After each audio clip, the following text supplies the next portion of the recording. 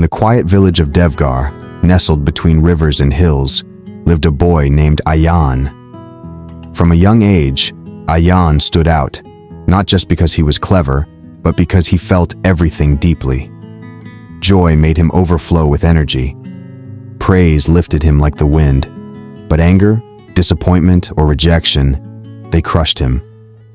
When he won something, he celebrated for days. When he lost, he shut down for weeks. His mood swung like a storm, loud, unpredictable, and often destructive. People admired his talent, but whispered about his behavior. Too emotional, they'd say. Too reactive. His father tried to guide him. His teachers gave advice, but emotions ruled Ayan's world. If a friend forgot to greet him, he'd take it as betrayal. If someone corrected him, he'd feel insulted. One bad mark on a test and he'd tear the paper apart. No matter how much potential he had, Ayan could never stay steady long enough to use it. Until one day, everything changed. One afternoon, after an argument with a classmate, Ayan stormed out of school. He didn't care what the fight was about anymore. His heart was pounding, his hands shaking, and tears of frustration burned behind his eyes. He wandered aimlessly into the fields outside the village. That's when he saw the old man sitting under the banyan tree. People called him Swami Nayan, a quiet sage who had been living in the hills for years, only recently returning to the village. Children were told he was wise. Ayan wasn't sure what that meant, but he was tired of fighting his own mind. He sat at a distance. Swami Nayan looked up and said calmly, "Why do you carry a storm in your chest, child?" Ayan blinked. "I don't know. I just feel too much. I don't want to, but I can't help it." The old man nodded. Most people think feeling deeply is a weakness. It's not. But letting emotions decide for you, that is. Ayan frowned. "How do I stop them?" Swami Nayan smiled. "Let me tell you a story." In a far-off forest, the sage began, there lived a lion named Veer. He was strong, fearless, and admired by all animals. But he had one weakness. He was ruled by his emotions. If a deer ran too fast, he took it as an insult. If a bird sang too loud, he thought it mocked him. One day, a porcupine accidentally brushed against him. Veer roared so loudly the entire forest shook, and in anger, he hurt the poor creature. Animals began to avoid him, not out of fear, but disappointment. Then came a quiet creature, a blind owl named Orja.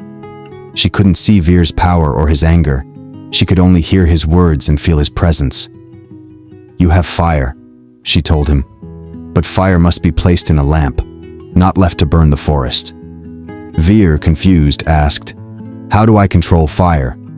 Orja replied, "With breath, space, and stillness. When you pause, fire becomes light. When you react, fire becomes destruction." So the lion learned, not by fighting his feelings, but by watching them, naming them, letting them rise, and then fall. Ayan sat in silence as the story settled into his heart. Swami Nayan continued, "You are not weak for feeling, but you are lost when you become your emotions. You must feel, and still choose. That's where your power lies." Ayan asked, "But what should I do when I'm angry? Or sad?"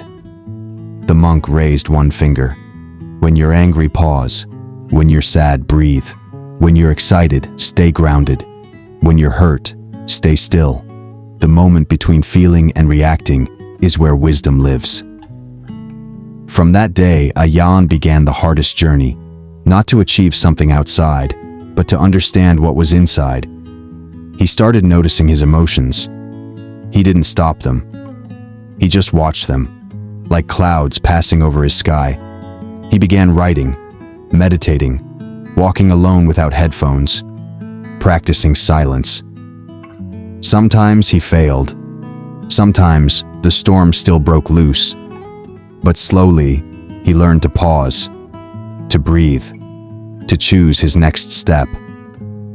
Months passed. Ayan didn't become emotionless, he became composed.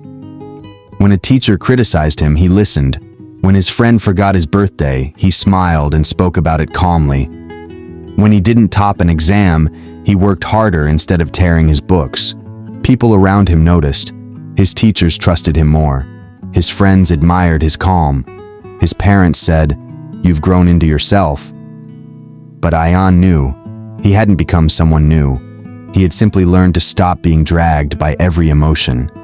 Instead, he rode above them, like the wind guiding waves, not drowning in them. One evening, he returned to the banyan tree and found it empty.